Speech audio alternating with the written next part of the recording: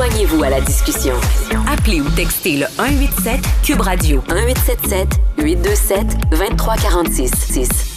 Ça y est, c'est une journée émotive pour moi. Non seulement, parfois, il y a de la colère, mais il y a aussi beaucoup d'allégresse. Quand on parle d'un sujet, puis je sais que souvent les gens disent « Ben voyons donc, ça se peut pas ».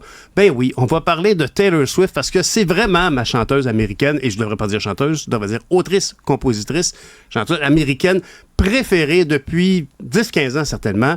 Et je suis entouré des filles de la station, Marianne Bessette, Florence Lamoureux, Stéphanie Villeneuve qui est avec nous. Parce que s'il y a quelqu'un qui fédère maintenant, aujourd'hui, la plupart des amateurs de musique et amatrices de musique, et les filles en général, c'est Taylor Swift, Marianne. Ben oui, c'est Taylor Swift. Et à notre grand bonheur, à nous toutes ici, mais au grand désarroi de tout le monde à la station, on a appris que tu étais un Swiftie la semaine passée. Puis on n'en revenait pas. On n'en revenait pas. Ben, c'est drôle parce que moi, je peux vous dire que que j'aime le plus de Taylor Swift, c'est la qualité de son écriture de chansons. C'est des petits bijoux d'écriture, c'est toujours des histoires. C'est vrai que c'est très, très comédie romantique, tu sais, à l'américaine, mais c'est... Puis autant en ouverture de l'émission, moi, je déplore la situation aux États-Unis puis du débat qu'on a vu hier entre Trump et Biden, ben si Joe Biden représente l'Amérique bienveillante qu'on a connue au fil des dernières décennies, ben, un des plus beaux exemples pour moi dans la culture américaine de l'Amérique bienveillante, c'est Bruce Springsteen, du côté masculin, puis c'est Taylor Swift. Mm-hmm. Toujours cet amour de la petite histoire cachée, Meet Me Behind the Mall. Ouais. C'est magnifique. C'est vraiment juste ça, quand on parle d'un amour d'été. C'est même rendu qu'on enseigne ces textes en classe de poésie aux États-Unis, mais aussi en Europe. C'est vrai. Ma fille m'a d'ailleurs offert, à Noël, un dossier d'études de presse universitaire sur ce genre d'approche-là, à quel point son écriture est très particulière. Puis elle a beaucoup évolué. Tu sais, c'est pas... Je veux dire, je sais pas, par exemple, ici, localement, on va parler de Lassa Dessella comme une artiste immense plusieurs n'ont pas vu sous le radar. Mais on parle ici de craftsmanship. On parle pas de poésie artistique. On parle de faire de l'orfèvrerie avec des mots puis de la musique. Il y a peu d'artistes qui représentent... Actuellement, Taylor Swift, son dernier album, d'ailleurs, moi, j'aimerais ça vous entendre parce que moi, j'en parle, mais ce dernier album de 30 chansons, à peu près, moi, quand je l'ai reçu, ma fille est en fait, mes deux filles adorent Taylor Swift. Ma plus jeune est la fan, c'est elle qui m'a initié. La plus grande était moins là-dedans aujourd'hui. Elle a beaucoup apprécié l'évolution de Taylor Swift. Et cette évolution-là, elle est marquante au niveau de l'écriture des textes. Elle a passé de l'écriture très simple au niveau du country à une approche ouverte aux influences des autres. Elle a beaucoup collaboré avec des tas de gens du milieu de la musique. Ouais. Puis c'est juste aussi que dans ses paroles, il y a tout le temps un message caché. Par exemple, dans son dernier album, The Tortured Poets Department, elle chante une chanson qui dit « I can do it with a broken heart ». Je peux le faire même avec le cœur brisé. Puis, en arrière des paroles de chansons, on entend quelqu'un qui fait des décomptes comme quand elle est en spectacle. Et là, on comprend que pendant tout le temps qu'elle a fait le Eras Tour, qui est depuis 2023 environ, elle l'a fait avec le cœur brisé. Elle venait tout juste de se séparer en plus de ça. Donc, c'est des messages. Des fois, c'est des blagues aussi, des petits indices que... En fait, les Swifties adorent décortiquer chacune de ses paroles, chacune de ses chansons pour essayer de détecter de qui elle parle, de quoi elle parle, comment elle va l'aborder. Des fois, c'est carrément des flèches qu'elle lance aussi à d'autres personnes. Ouais. C'est pas quelqu'un qui va donner beaucoup d'entrevues, mais à travers ses chansons, on peut y comprendre la grande majorité de sa vie. Comme Marianne l'a dit, là, avec son ex, elle était avec Joey Line pendant 6 ans. Puis lui, c'est quelqu'un qui aimait pas le spotlight. Il aimait pas ça. Même si c'est un acteur, il aimait pas ça. Les projecteurs, puis tout ça. Puis Taylor Swift, c'est quelqu'un... tellement visible, elle attire les caméras. Exactement. Donc, ils ont été très, très, très secrets pendant 6 ans. C'est rare qu'il une relation de 6 ans quand même. Oui, puis c'est rare qu'elle allait avec lui sur les tapis rouges. Il aimait pas ça. Puis dans son dernier album, en fait, quand ils se sont séparés, ça a été le début de sa tournée mondiale des Eras Tour. Puis on n'avait pas eu beaucoup de détails sur leur rupture. Puis on s'en doutait. Dans son nouvel album, on va probablement avoir plus de détails.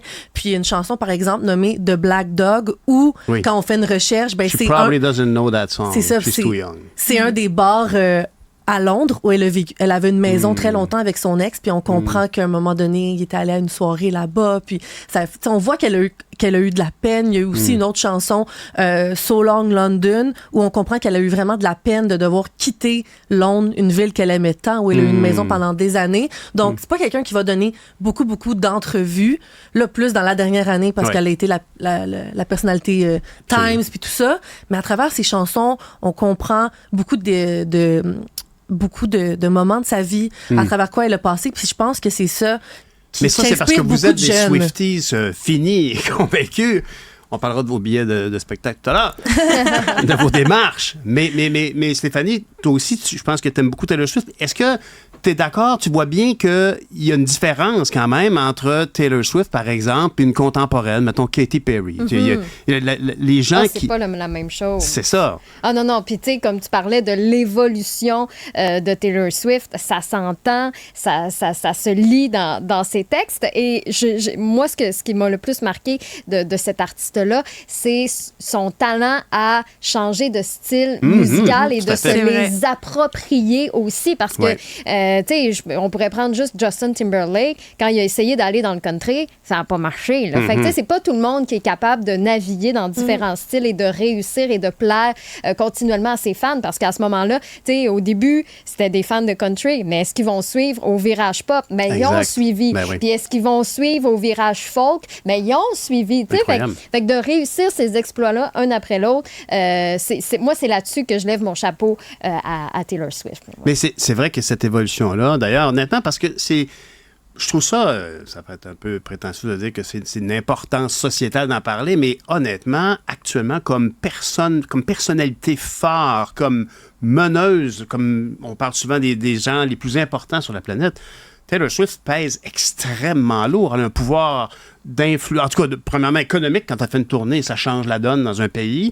C'est des événements majeurs et elle a un pouvoir d'influence. Tout le monde veut, comme par exemple, on parlait de la campagne électorale aux États-Unis. Elle invite beaucoup les gens à aller voter. Oui, c'est vrai. Oui, puis elle avait fait, c'est en 2017, je pense, dans son documentaire qui avait sorti, où c'est la première fois qu'elle s'est exprimée politiquement, puis on la voit dans le documentaire avec ses parents, son équipe, dire est-ce que j'invite les gens à aller voter ou pas? Puis là, c'est drôle qu'on parle de ça aujourd'hui parce que dans les derniers jours, je voyais des tweets puis des entrevues de Donald Trump où on lui posait une question sur Taylor Swift. Puis avant, il y avait la grande habitude de se mettre à l'insulter ou quoi que ce soit. Puis là, dans les dernières semaines, à chaque fois qu'on lui en parle, il s'abstient puis il dit « elle est très, très talentueuse, très belle, très belle. » Je pense que dans la dernière entrevue où on lui en a parlé, il a répété 8 fois le mot « très belle ». Mais il veut pas l'insulter. Pourquoi? Parce que si Taylor Swift se prononce contre lui, la vague que ça peut faire. Puis, en toute honnêteté, je pense qu'elle pourrait lui faire perdre ses élections. Elle a tellement un pouvoir d'inciter les Florence, gens. Je me mets à la place de quelqu'un qui nous écoute et qui ne connaît pas ça. Il a lu Taylor Swift dans le journal de temps en temps, mais il ne sait pas de quoi on parle.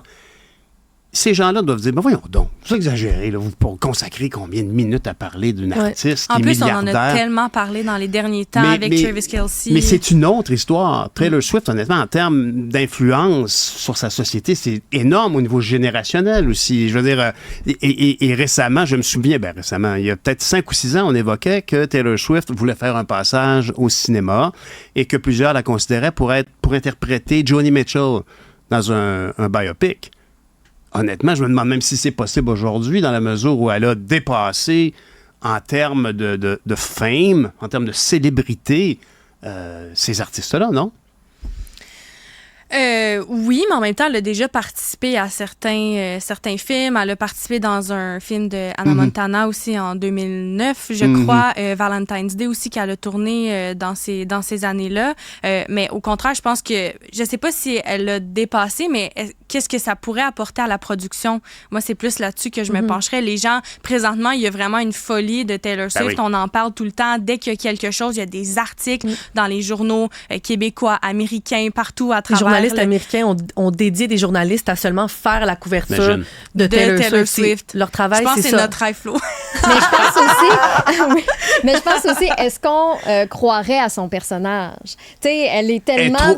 Trop grosse. Tu sais, c'est ça, là. Est-ce que je croirais vraiment vraiment qu'elle joue Johnny Mitchell ou je verrais juste Taylor Swift. Mais moi, je pense que c'est pas vers ça qu'elle se tournerait. Tu sais, là, depuis quelques années, elle réalise les vidéoclips dans lesquels elle joue, mais elle prend beaucoup des acteurs, comme là, sa dernière chanson, All Too Well, de 10 minutes qu'elle a revisité. Ben, on la voit dans les behind the scenes réalisée, mais elle n'est pas...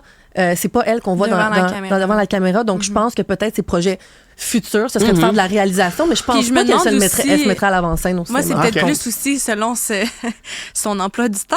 Mais oui, absolument. C'est complètement délirant. Honnêtement, là, je ne comprends pas comment cette personne a pu aller en tournée, enregistrer des albums, réenregistrer des albums, parce que là, elle a sorti plusieurs albums, elle en a réenregistré quelques-uns qu'elle a sortis au cours des dernières parce que c'est ça, son ancien producteur, Scooter Braun, a vendu tous les droits de... Bon. Exactement. Florence, il faut que tu nous résumes ça, parce que c'est un exemple parfait de pourquoi c'est important Taylor Swift aujourd'hui. Pourquoi Taylor Swift réenregistre, il faut le dire, là, elle a genre fait environ 8 albums, peut-être 10, 11 albums, et elle les a à peu près tous, sauf le premier, je pense, réenregistrés. Pourquoi? Oui, pourquoi elle a réenregistré? Puis avant, je vais faire un petit aparté. Je pense que c'est vraiment à cause de ça, dans les dernières années, que sa popularité a encore plus explosé. Ça l'a crédibilisé. Donc, Scooter Braun, son ancien producteur, lui a rendu service, en quelque sorte, parce qu'elle, quand elle est arrivée dans la scène, ben, elle a signé avec Scooter Braun. Comme plein d'artistes.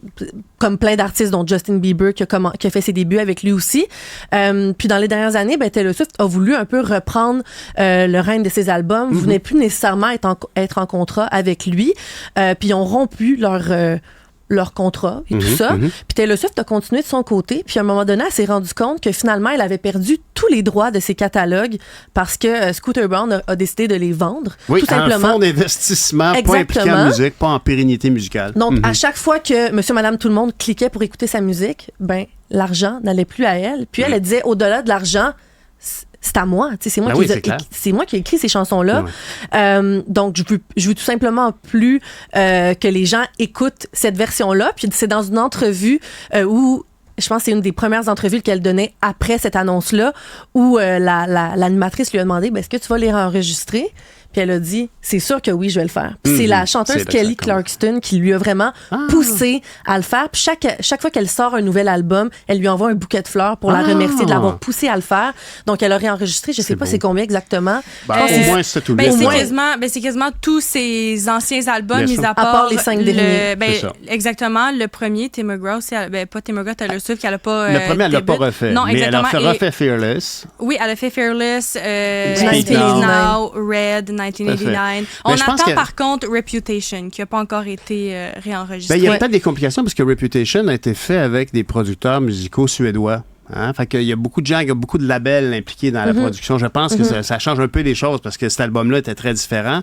Mais il y en a pour moi que c'est probablement un des moments charnières quand, au niveau de la musique, au niveau des Academy Awards, tu sais, comme l'équivalent de la disque ici, que les gens en fait comme, elle est vraiment sérieuse, puis elle se bat pour le droit d'auteur. Exact. Elle s'est aussi beaucoup battue pour que les redevances augmentent sur les différentes plateformes de diffusion. Elle ne voulait pas que ses albums soient là pendant un certain temps. Elle a négocié, puis elle a même dit, si je me souviens bien, elle a demandé à ce que son label, son label de disques, sa compagnie de disques, qu'il avait sous contrat, applique les mêmes normes à d'autres artistes à venir. En tout cas, c'est quelqu'un qui... Oui, parce que c'est battu contre Ticketmaster aussi. Mais ça m'intéresse. Parce que on pourra en parler toute la journée. Puis honnêtement, les gens pourraient dire, ils sont malades, ils parlent de ça. C'est comme si on parlait de... Il y a beaucoup de volets dans les dernières années. C'est parce que Taylor Swift vraiment est devenue premièrement, c'est devenu une des artistes féminines les plus riches au monde en termes de revenus de tournée. C'est pas en soi quelque chose... Elle est déjà bien contente, on n'a pas besoin d'en rajouter, mais c'est parce que ça représente beaucoup dans notre société. Mais la vérité sur Taylor Swift actuellement, c'est que, puis ça m'intéresse beaucoup, tu dis qu'elle s'est adressée à Ticketmaster pour essayer de gérer un peu la folie des reventes des billets. Parlez-nous de cette expérience-là en terminant. Vous allez voir Taylor Swift à Toronto. Comment vous y êtes pris, puis qu'est-ce que vous avez vécu comme forme de pression par rapport au prix des billets? Je peux débuter avec Ticketmaster. Taylor Swift n'avait pas fait de tournée depuis son album Reputation en 2017 parce qu'après quand elle est arrivée à Lover en 2019 à peu près, ben, il y a eu la pandémie. Donc ça a été annulé. Donc ça faisait plusieurs années qu'elle n'avait pas fait de tournée, donc utiliser Ticketmaster, parce qu'il faut bien comprendre que Ticketmaster ont le monopole des billets. Les artistes sont pas mal obligés de faire affaire avec eux quand ils partent en tournée. Donc quand elle a commencé à faire sa tournée The Eras Tour, ça a duré plusieurs mois, puis sa tournée était seulement aux États-Unis, mais c'est là qu'elle s'est rendue compte du problème parce que son équipe a mis en vente les billets, puis un petit groupe de personnes pouvait avoir accès à plusieurs billets avec plusieurs stratagèmes, là, Internet ou tout ce qu'on connaît aujourd'hui. Robots qui achètent, bien sûr. Exact, puis les revendre après. Donc, les billets se vendaient à des prix phénoménaux, puis c'était pas tout le monde qui pouvait y avoir accès. Donc, elle s'est battue avec Ticketmaster pour essayer de trouver une solution pour que plus de gens aient accès à des billets. Est-ce qu'elle est arrivée? Il me semble que non, moi. Elle n'est pas vraiment arrivée, mais son équipe a fait un stratagème où là, par exemple, les fans doivent passer par un processus d'être reconnus. Ils reçoivent des codes aléatoirement. Ce qui fut votre cas, parce qu'en terminant en 30 secondes, vous avez acheté vos billets, mais ça a été compliqué. Oui, ça a vraiment été compliqué. En gros, pour acheter les billets, justement, ça prenait un code de vérification pour être un verified fan. Puis tout le monde qui voulait assister au spectacle le fait. Nous, on a vraiment été chanceuses parce qu'on a été 6, je crois, à demander un code d'accès, justement, pour avoir accès à la prévente. Et dans les 6 demandes qu'on a fait, on a été capable d'avoir 2 accès aux préventes des spectacles qu'elle va donner à Toronto dans le cadre de son Eras Tour. Et là, premièrement, on était vraiment folles. On était en bas. On avait mes juste deux envie filles de mettre sont jalouses, surtout Marie-Lou, ma plus jeune. Exactement. Puis on était vraiment été chanceuses parce qu'on était placés rapidement. On était dans les 2000 premières personnes à avoir accès aux billets. Puis il y avait plusieurs places. Donc, c'était un maximum de 4 billets par personne. On était capable de mettre la main sur les 4 billets. Pas si cher, honnêtement. J'ai déjà payé plus cher pour un billet de spectacle. Ça nous a coûté 180 chaque. C'est parce que vous n'avez pas affaire avec des revendeurs. Vous avez non, c'est qu'on était directement en premier. Félicitations. Mais on sait qu'on peut les revendre, ces billets-là. Ces billets-là ont tellement une valeur c'est un investissement. En tout cas, merci de nous en avoir parlé. Je pense que c'est très important. Puis beaucoup de gens ont dit qu'on cassait du sucre sur le dos de Taylor Swift parce qu'elle se promenait en avion constamment avec son jet privé. Alors, c'est effectivement la seule chose que j'espère, c'est qu'elle va reconnaître qu'il faudrait qu'elle paye ses empreintes carbone. Ça serait un geste de relations publiques fantastique. Puis tant qu'à faire, qu'elle fasse don auprès d'entreprises québécoises qui sont bien bonnes, ça va peut-être faire une petite excuse auprès de Céline Dion à qui elle n'a pas dit bonjour quand il a donné son prix l'an passé. Voilà, mesdames, merci beaucoup. Merci.